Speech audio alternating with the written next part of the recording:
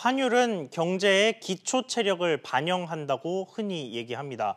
최근 원달러 환율이 계속 오르는 게 우리 경제에 꼭 나쁜 것만은 아닙니다만 지금 환율이 오르는 건 경기 부진 때문이라 짚어봐야 할 위험 요인들이 있습니다. 관련해서 취재기자와 이야기 나눠보겠습니다. 손석우 기자 나왔습니다.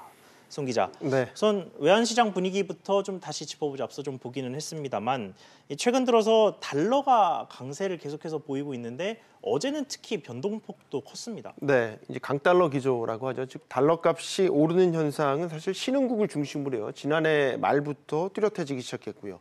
우리 외환 시장에서도 화면에서 보시지만 올해 들어와서 이제 달러 강세 기조가 뚜렷하게 나타나기 시작했습니다. 예. 이달 들어서 특히 환율 오름세가 가팔랐고 이런 가운데 이제 어제 1분기 성장률이 마이너스로 떨어지자 이 원화에 대한 투자 심리가 악화되면서 10원 넘게 올랐고요. 이 외환 전문가들도 지금 환율 수준이 높다라는 것보다는 이 경기 둔화가 배경이 돼서 변동폭이 컸다. 바로 이 점에 초점을 맞추는 분위기입니다. 네, 그런데 이렇게 해서 달러 값이, 그러니까 달러가 계속 그 강세를 보여서 환율이 오르면 실물 경제에는 득이 됩니까? 실이 됩니까? 그러니까 각각의 장단점이 분명히 있습니다. 예. 이론적으로 보면요, 원달러 환율이 오르게 된다면 기업들이 수출하는 데 있어서 가격 경쟁력이 좋아지게 됩니다. 예. 1분기 성장률이 이 마이너스를 기록한 것은 수출과 투자 부진이 주 원인이었는데 특히 반도체 수출이 감소를 하면서 투자가 줄어든 게 직격탄이 됐죠. 이 상황에서 만약에 지금 환율이 오르게 된다면 반도체 업체들에게는 수출하기에 조금 더 나은 환경이 만들어질 수는 있습니다. 그 부분은 분명히 긍정적이라고 볼 수 있겠는데 반대로 이제 보면 타격을 받는 부분도 분명히 있습니다. 예를 들어서 내수라든지 금융시장을 예로 들 수 있겠는데요. 수입 물가가 오르게 되죠. 이렇게 되면 상품이나 서비스 가격이 전반적으로 비싸지게 되고 이렇게 되면 그 여파로 가처분 소득이 줄거나 또 실질 구매력이 떨어지는 그런 단점도 있습니다. 그렇군요. 이 금융시장이 문제가 생긴다는 건 무슨 얘기입니까?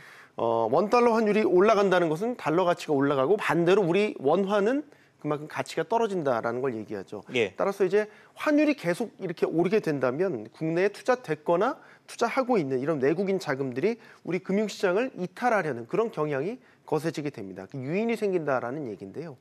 만약 원달러 환율이 1,200원을 넘어가게 된다 이렇게 가정했을 경우에는 주식시장과 채권시장 등에서 7조 원 이상의 외국인 투자금이 빠져나갈 수 있다 이런 전망치도 나오고 있습니다.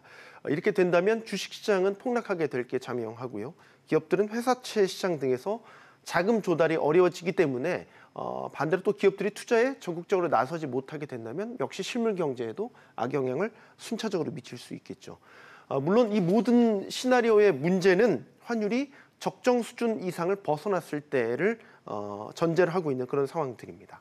그렇군요. 그러면 중요한 건 적정한 환율이 안정적으로 유지되는 것이다. 이렇게 해석해도 될까요? 그렇습니다. 지금 이제 환율이 1,160원대까지 이렇게 올라섰지 않습니까? 예. 이 1,160원대로 올라선 이 원달러 환율이 우리 경제에 당장에 부담을 줄 정도로 높은 수준은 아니다라는 게 대체적인 평가입니다. 오히려 경제 상황을 감안했을 때 적정 수준이 됐다라고 보는 그런 의견도 일부 있고요. 예. 다만 미국의 통화 정책 같은 이런 대외적인 변수들 그리고 지금의 성장률 같은 경기 둔화가 원인이 돼서 환율이 불안정하게 변동폭이 커지는 상황이 닥쳤을 경우에 이런 것들이 바로 우리 경제에 더 위험 요인이 될 수 있다라고 지적을 하고 있습니다.